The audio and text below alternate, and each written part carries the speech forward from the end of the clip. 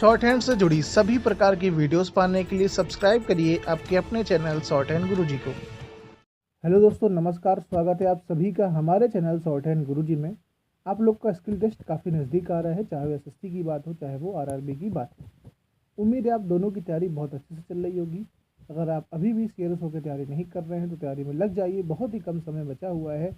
और जितना भी आप लोग दिन में अभ्यास करते हैं डिक्टेशन का, चाहे आप रीडिंग करते हो चाहे आप ट्रांसक्राइब करते हो, उनमें जो भी शब्दाएँ हों, जो कठिन शब्द हों, जो बड़े शब्द हों, जो अनसुने शब्द हों, सबकी एक अलग से आप आउटलाइन बनाकर प्रैक्टिस ज़रूर करिएगा। ये आपके लिए बहुत ज़्यादा हेल्पफुल हो जाएगा आपके स्किल टेस्ट के लिए। तो आज का जो डिक्टेशन है वो भगत सिंह के ऊपर पूरा निर्धारित है, जीवनी है भगत सिंह जी की। तो टाइम को वेस्ट नहीं करते हैं, सीधा डिक्टेशन को स्टार्ट करते हैं। आप लोग फटाफट से वीडियो को लाइक कर दीजिए। Ready, start. भारत के अमर शहीदों में सरदार भगत सिंह का नाम सबसे प्रमुख रूप से लिया जाता है। भगत सिंह का जन्म 28 सितंबर 1907 को पंजाब के जिला लायलपुर में बंगा गांव के एक देशभक्त सिख परिवार में हुआ था, जिसका अनुकूल प्रभाव उन पर पड़ा था। उनके पिता का नाम सरदार किशन सिंह और माता का नाम विद्यावती कौर था। यह एक सिख परिवार था जिसने आर्य समाज के विचारों को अपना लिया था। उनके परिवार पर आर्य समाज व महर्षि दयानंद की विचारधारा का गहरा प्रभाव था। भगत सिंह के जन्म के समय उनके पिता सरदार किशन सिंह एवं उनके दो चाचा अजीत सिंह तथा स्वर्ण सिंह अंग्रेजों के खिलाफ होने के कारण जेल में बंद थे। जिस दिन भगत सिंह पैदा हुए, उनके पिता एवं चाचा को जेल से रिहा किया गया। इस शुभ घड़ी के अवसर पर भगत सिंह के घर में खुशी और भी बढ़ गई थी। भगत सिंह के जन्म के बाद उनकी दादी ने उनका नाम भागो वाला रखा था, जिसका मतलब होता है अच्छे भाग्य वाला। बाद में उन्हें भगत सिंह कहा जाने लगा। वह 14 वर्ष की आयु से ही पंजाब की क्रांतिकारी संस्थाओं में कार्य करने लगे थे। डीएवी स्कूल से उन्होंने 9वीं की परीक्षा उत्तीर्ण की। 1923 में इंटरमीडिएट की परीक्षा पास करने के बाद उन्हें विवाह बंधन में बांधने की तैयारियां होने लगी, तो वह लाहौर से भागकर कानपुर आ गए। फिर देश की आज़ादी के संघर्ष में ऐसे रमे कि पूरा जीवन ही देश को समर्पित कर दिया।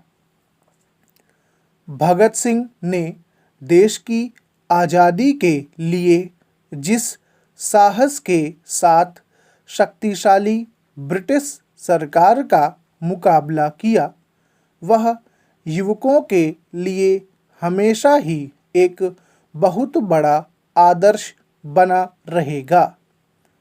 भगत सिंह को हिंदी, उर्दू, पंजाबी तथा अंग्रेजी के अलावा बांग्ला भी आती थी, जो उन्होंने बटुकेश्वर दत्त से सीखी थी।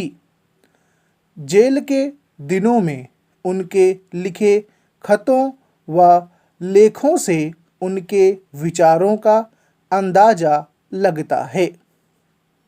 उन्होंने भारतीय समाज में भाषा, जाति और धर्म के कारण आई दूरियों पर दुख व्यक्त किया था। उन्होंने समाज के कमजोर वर्ग पर किसी भारतीय के प्रहार को भी उसी सख्ती से सोचा जितना कि किसी अंग्रेज के द्वारा किए गए अत्याचार को। उनका विश्वास था कि उनकी शहादत से भारतीय जनता और उग्र हो जाएगी, लेकिन जब तक वह जिंदा रहेंगे ऐसा नहीं हो पाएगा। इसी कारण उन्होंने मौत की सजा सुनाने के बाद भी माफ़ीनामा लिखने से साफ मना कर दिया था। अमृतसर में 13 अप्रैल 1919 को हुए जलियांवाला बाग हत्याकांड ने भगत सिंह की सोच पर इतना गहरा प्रभाव डाला कि लाहौर के नेशनल कॉलेज की पढ़ाई छोड़कर भगत सिंह ने भारत की आज़ादी के लिए नौजवान भारत सभा की स्थापना की।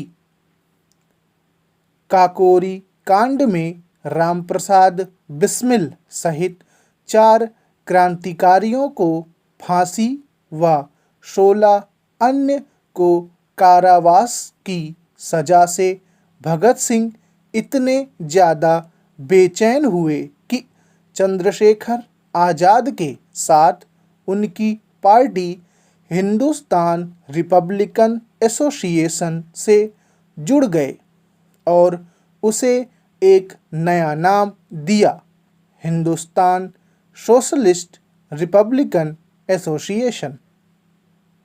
इस संगठन का उद्देश्य सेवा, त्याग और पीड़ा झेल सकने वाले नवयुवक तैयार करना था। इसके बाद भगत सिंह ने राजगुरु के साथ मिलकर 17 दिसंबर 1928 को लाहौर में सहायक पुलिस अधीक्षक रहे अंग्रेज अधिकारी जेपी सैंडर्स को मारा। इस कार्रवाई में क्रांतिकारी चंद्रशेखर आज़ाद ने भी उनकी पूरी सहायता की। इसके बाद भगत सिंह ने अपने क्रांतिकारी साथी बटुकेश्वर दत्त के साथ मिलकर अलीपुर रोड, दिल्ली स्थित ब्रिटिश भारत की तत्कालीन सेंट्रल असेंबली के सभागार में 8 अप्रैल 1929 को अंग्रेज सरकार को जगाने के लिए बम और पर्चे फेंके। बम फेंकने के बाद वहीं पर उन दोनों ने अपनी गिरफ्तारी भी दी।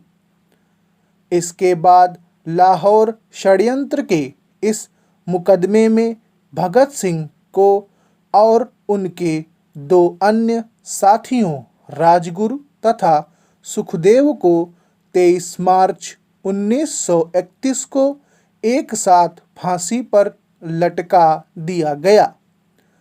यह माना जाता है कि मृत्युदंड के लिए 24 मार्च की सुबह ही तय थी, लेकिन लोगों के भय से डरी सरकार ने 23-24 मार्च की मध्य रात्रि ही इन वीरों को जीवन लीला समाप्त कर दी और रात के अंधेरे में ही सतलज के किनारे उनका अंतिम संस्कार भी कर दिया।